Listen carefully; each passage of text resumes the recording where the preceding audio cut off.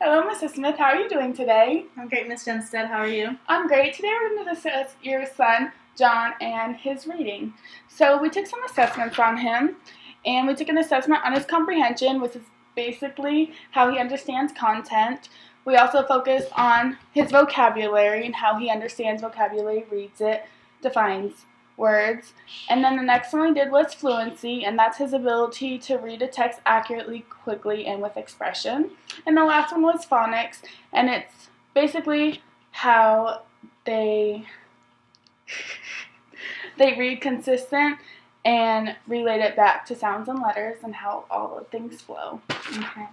So your son is really good with comprehension when he reads, but when he reads, he doesn't read it with expression, but he can read at a slower pace, but he's doing good.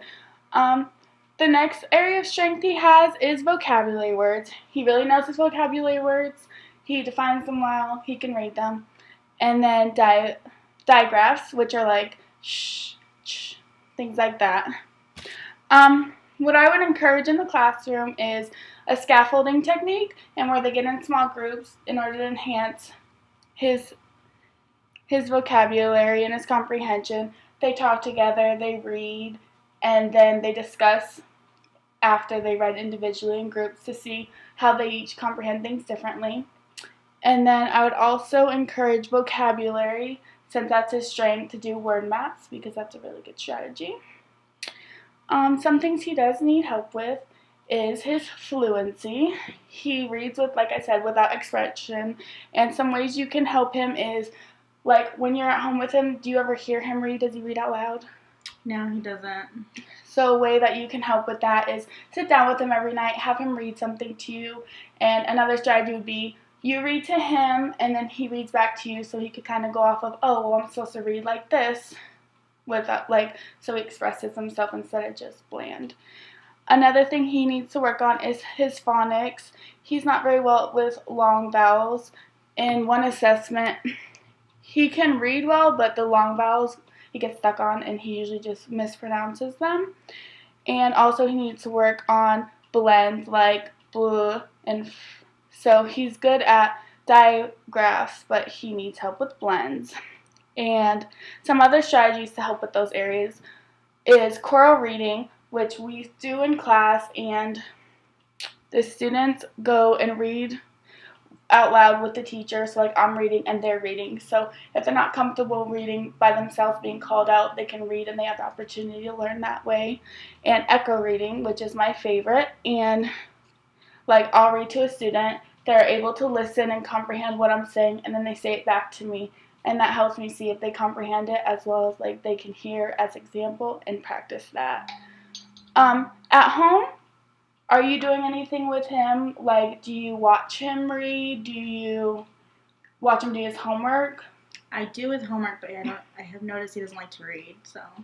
And do you read at home? I do, on my phone. On your phone? Okay. So what I would encourage is maybe sit down with him and say, let's read for 20 minutes. And you can sit down with him and read the same book, or even you both read independently, but just encourage that because he's a good student, but he just is struggling with his reading. Do you have any questions or any concerns? No, I think we addressed most of them with how I could help, but is there any home activities I can do with him besides the... I would encourage monitoring reading, and then also a good one is duet reading, where you sit down with him with a book, like I said, if you want to read with him, and like you'll say a word, he'll say a word. So you need to buy 2 books, or you can be really close to each other. But that way it's like he's understanding, you're both paying attention, and you're both involved in the activity. And also if you want to go above and beyond, you can go on Pinterest. There's a lot of games to help him with his fluency. And I don't know if he has brothers or sisters, but you can go and help him with that and make a game and then have them play together. But if they're not home or whatever the circumstances are, you can play with him. And so just anything that really helps him. There's a lot of ideas on Pinterest, so you can always come back to me. I can give you some classroom activities we've done, and you can work with him at home. Okay, but so you won't be assigning any more homework for that? What do you mean? Like, you won't be sending homework home with him with the reading. I can just do that myself. It's not going to be graded. Oh, no, that would just be additional. It's not towards his grade. It's just to help him practice. So, like, if you wanted any ideas that I have, because I have more resource access, then I can find some things for you, make a little file so you can help him at home. But it wouldn't be towards his grade or anything. Okay, then. Well, thank you very much for coming in. Thank you so much. Have a great day. You too.